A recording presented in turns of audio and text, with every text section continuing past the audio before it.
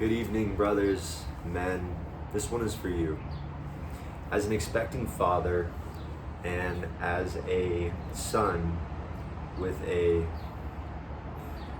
very complicated, treacherous relationship with my own father, I've been reflecting on Jesus' teachings, specifically the Sermon on the Mount and the Beatitudes, from the perspective of fatherhood to help prepare myself for how I want to treat, how I want to lead, how I want to raise my child. And I wrote some reflections. I'm going to share some with you today. We're not going to go through all the Beatitudes today because I want to keep this video somewhat short, but we're going to dive right in with the very first Beatitude that comes from Matthew chapter 5, verse 3, where Jesus said that blessed are the poor in spirit, for theirs is the kingdom of heaven. Now, the truth claim I'm going to make here is that how this applies to fatherhood is that your child will flourish under your fathership when you accept that you are not in control. See, because what this verse means to me is that our lives are blessed, fortunate, successful when we humble ourselves before God, when we admit our insufficiency. So I think that's what it means to be poor in spirit, is to recognize our insufficiency and our need as creations, our need for our Creator. So to admit our insufficiency and learn to trust His plan. See, God has a good plan for us, and we can't trust His plan if we don't trust Him, and we can't trust Him if we don't know Him. So first we have to accept that He is real. We have to look around and see that life is so intricately put together. Every scientific discovery discovers how much more complicated life is. Every breath we inhale is made by the trees. I wouldn't know who I was without you, without other people. I wouldn't have a being. I wouldn't have a sense of I am without the great I am. So we have to recognize this need for God. Once we recognize this need for God, it helps us to be blessed, because once we know we need it, we are more open to receiving Him, to allowing Him to be the ruler of our life, to have His kingship over the dominion of our lives, so that His kingdom can come. The kingdom of heaven is where the king reigns, and under his good rule, things are, lost my place. Where the king reigns, and under his good rule, things are organized in such a manner that they reach their potential and maximize their contribution. When we believe in God and accept we are not God, we can then realize our utter dependence. And this acceptance of our insufficiency allows us to unclench. It allows us to unclench because we no longer have to be perfect. We no longer have to be God. That role is covered. It allows us to trust and to take better care of the very little that we are in control of.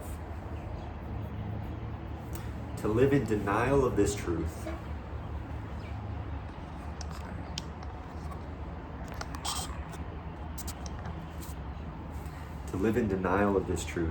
is like trying to stick a round peg in a square hole. You'll push very hard and it still won't fit right. You refuse to see what's true about you and your child. Your pride becomes the mask that blinds you. You refuse to accept that you need God. That's pride. And when you have decided to not look at things the way they are, that is a self-induced blindness. And what you're really protecting is your shame. Because inside you know you're not God, and you know you can't live up to this perfect standard that you're trying to hold on to, even though you don't want to accept it. And so your shame becomes unstoppable, and your child begins to inherit your blindness. Soon, he will think that he should be something he can't be. His pride will say, "You should be better," while his shame says, "You're not better because you're not good enough." The good news is that accepting your dependence on God also means accepting your good enough. It helps you to see that you are not the one thing God made insufficient. And that grace helps you to pass grace upon your children.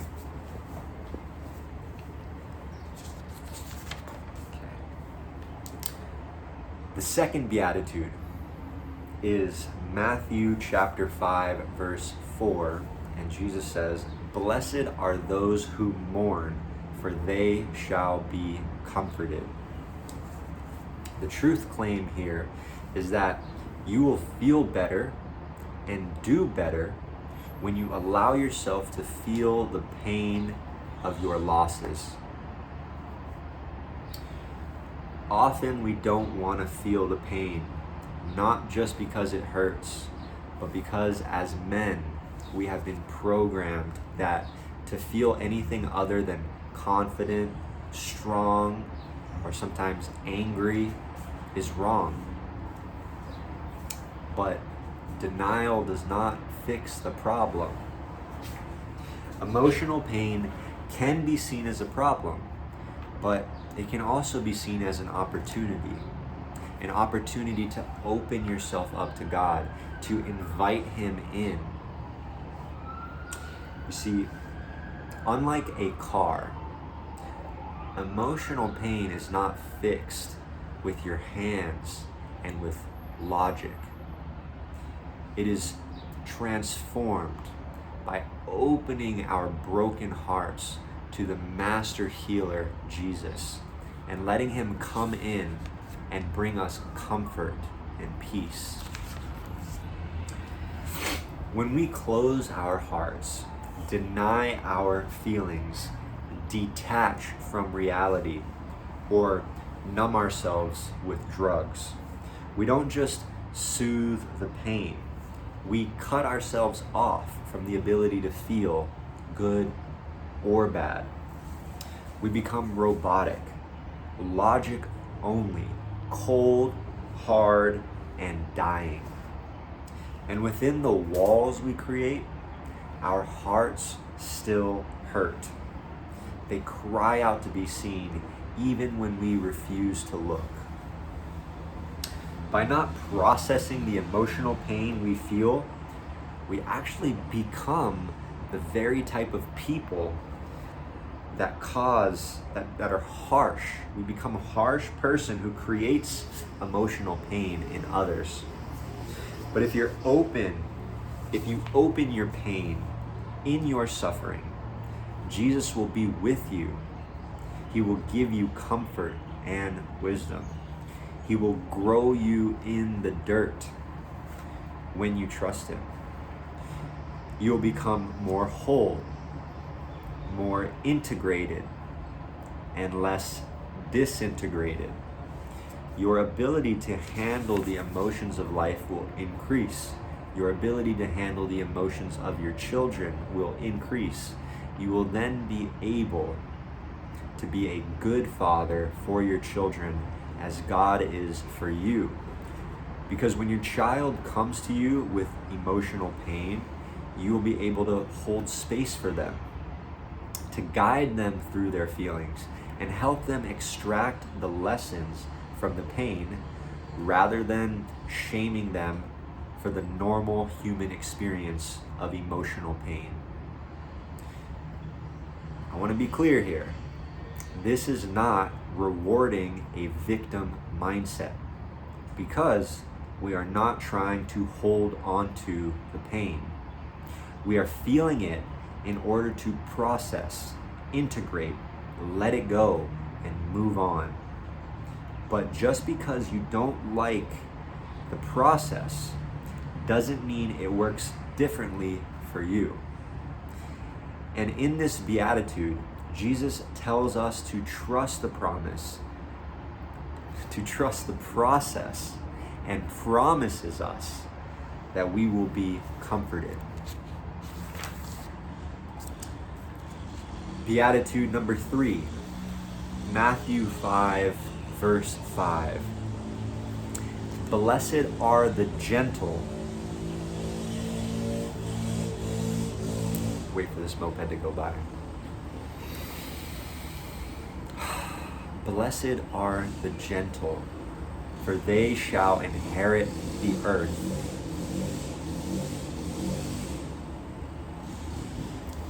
Let me close this door.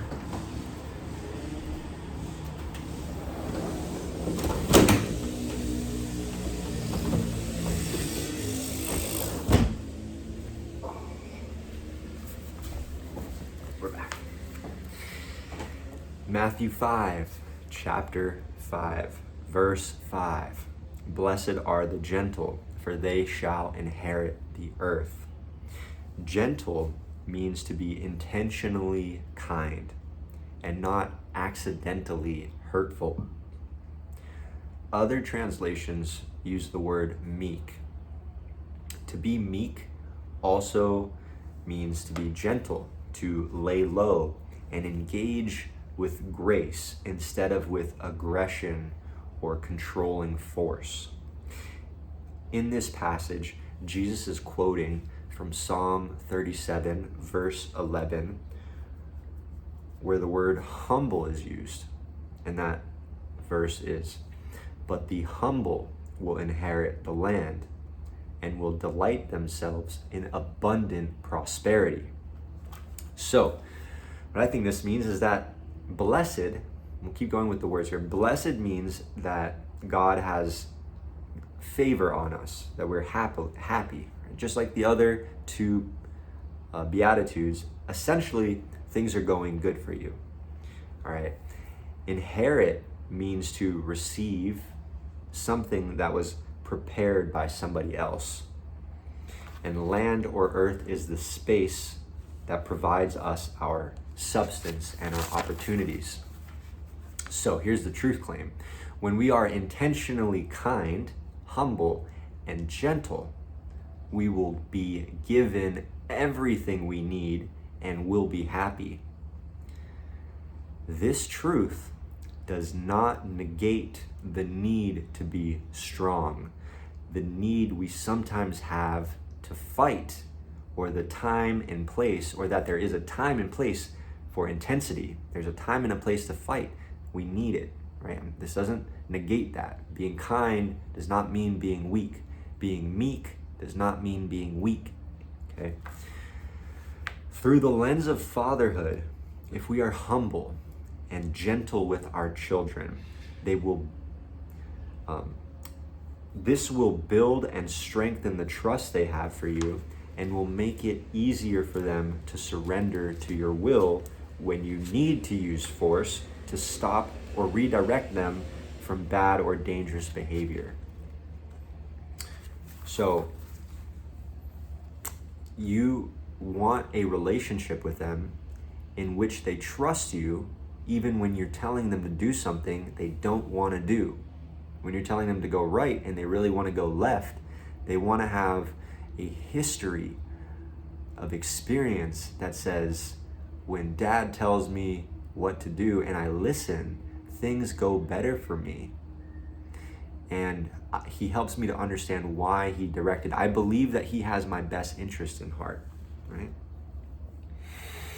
When you are intentionally acting kind, you don't overreact.